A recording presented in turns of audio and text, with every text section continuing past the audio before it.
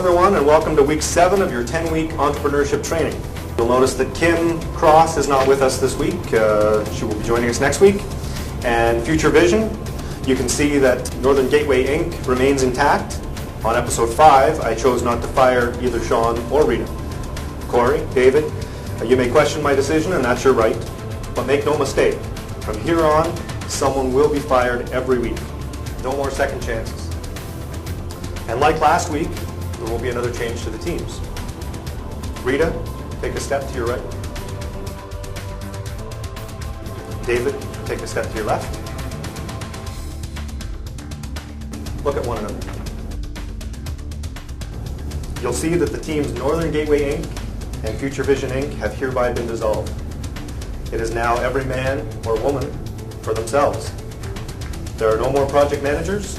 You won't have other team members to blame. You'll be solely responsible for your own success or failure. Starting now, it's a whole new game. Now, let's get to the challenge. Today, we have a very different task from the others you've performed. I assume that you've all gotten to know each other over the past 6 weeks. Now, you'll have the opportunity to show just how much you've learned about each other. In business, it's important to be perceptive about your customers and your competitors. Today, we're going to play a game I call Dilemma. Here are the rules. Each of you will answer 3 questions that demonstrate your beliefs, ethics, and values on topics ranging from money to friendship to death. When one contestant answers a question for which they receive no points, the others will predict what they think the person's answer will be. A correct prediction receives 1 point. An incorrect prediction receives nothing. After points are tallied, players will offer their opinion on the given topic. We will proceed until 12 questions have been asked. The highest possible score is 9 points. Should there be a 2 or 3-way tie by the end of the final round, the players with the lowest number of points are out, and we will continue until there is a winner. The winner is safe for another week. The other 3 will meet me in the boardroom, where one of you will be fired. There is one strategy to the game you can choose to use. When answering questions, you may opt to give your true feelings, or you might decide to bluff or lie in an attempt to throw off your opponent. It's your choice. Make it wisely. And there's one more thing. On this task, for the first time, I will be observing throughout the entire task. In fact, I'll be the one asking the questions. So, your every word and every move will be scrutinized. Let's get started. You've all randomly selected your 3 questions. Penny will be my scorekeeper on this task. Rita, you have been the first person that will answer your question. Here we go.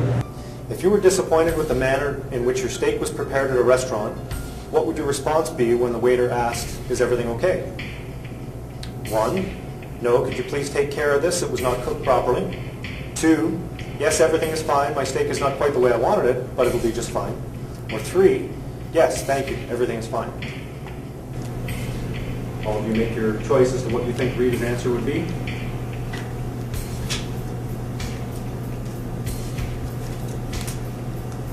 I think Rita's probably the least I have to worry about as far as answering questions.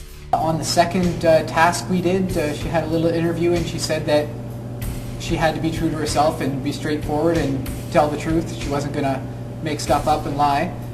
So kind of what I think is probably what I'm best going to have to go with. Okay, Rita? I'll pick number 2. Only because when it goes to restaurants, people, they're rushing. If it goes to the point that it's extremely bad, to the point that I did not want it, then yes, I would go back and tell him. But if it's bearable and it's semi-cooked, then why not just go in and eat it and enjoy it? Okay, anybody else have a different answer? Or I had a different answer. Not happy about it because it's the wrong answer. But no, I thought she'd be more like, yeah, everything's fine. Okay. What about personally? What do you think, what would you do in that situation? I don't like to waste food. That's my big thing. When I get something, if it's not right, I'm most likely to through it because, you know, this food is could feed half the country. So. And David, as a future bar owner, I'm sure you'll probably be serving food as well. What's your take on this? If I was on the other side as the waiter, I'd probably take them back and do whatever they ask, right? The customer's always going to be right. But if I was the customer, I probably, just because when you have a plate of food, you just said steak. If the steak went bad, there was other food, so I'd probably just eat the other food, maybe have a couple bites of the steak, and then just go from there. Let's reveal your answers. Okay, so Corey, you said number 3. That's incorrect. David, you said I said number 2. That's correct. Sean? Number 1. Okay, the only person that gets a point in this round is David. Corey, which of the following would have or has had the most dramatic effect on your psyche? 1, the death of a friend or relative. 2, the end of an intimate relationship. 3, a large financial loss. Or 4, a personal health problem.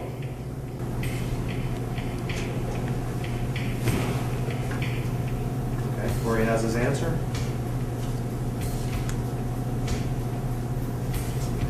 Okay, everyone ready?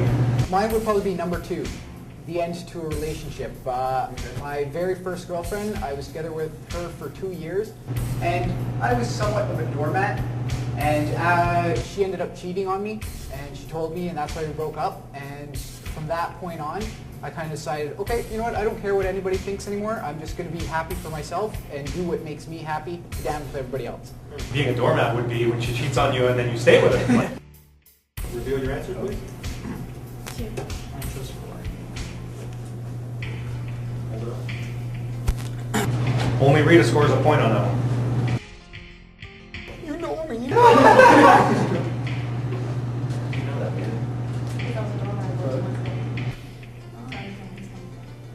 David, next question is for you. You find that a one-year employee of yours who is competent and doing an excellent job for the company lied on his resume about the college he attended and the degree he earned. Do you, 1, fire him, 2, talk to him about it but have him remain with the company, or 3, choose to ignore it? Everybody make your decisions as to what you think David would say.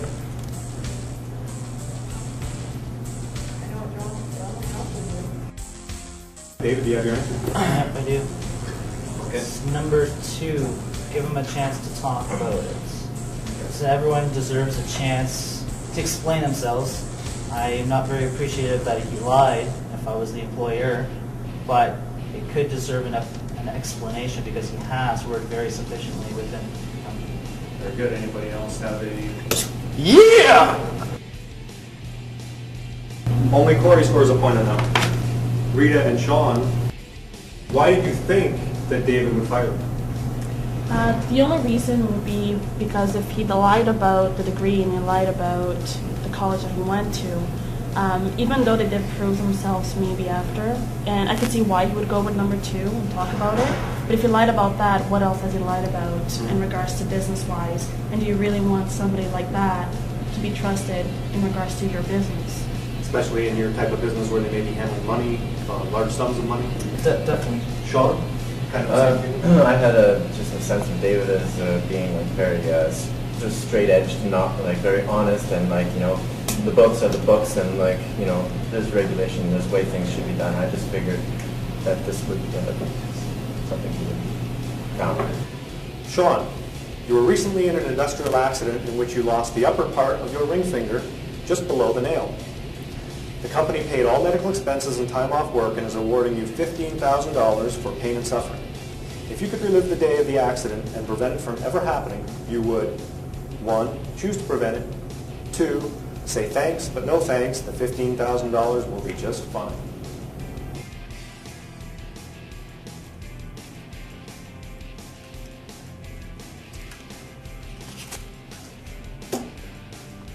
Sean, what would you do? Number 1 or number 2? Wait a minute, that doesn't sound good. I'm sure you do both at some point. Your answers are down. Oh, here. I would prevent it. I have no way would I like to lose any of my limbs in my life. I'm very happy and attached to everything that I have. You know, so I'd like to. I should have said 2 because I know you probably all wrote 1, but I'm a nice guy, and I owe you all 1 because I was a cheater in another one. So, all right, so there's my answer. I actually went with the opposite. I thought you actually wanted to take the money and Really? take the 15,000, even though you did lose a bit of a finger. I said 1. So we have a point for Rita and for Corey. You're As an welcome. actor, you need all your Yeah, digits. that's a little obvious. I had 2 down there. Did you see? I switched my card. I knew what you would do personally, but I also knew that you weren't above right now what you think everybody didn't think you were going to Yeah, say, so that's right, I it was should. a hard one. Does anybody feel differently? Would anybody take the money and run? No, I like it's my just money. fingers. It's not always what you need. Is it the amount of money? What if it was $1 million for the end of your finger? It doesn't matter. Well, that's a lot more money. That would certainly change things for me. I don't know, for $1 million, I'd probably lose the tip. Of your finger? It's your wedding finger. Right? Yeah, but you wear a ring way down here, not way up at the tip. We're down to the final 4, so now we really have to take a look at our individual abilities, and I think this is really going to prove who's got what it takes now to be the apprentice.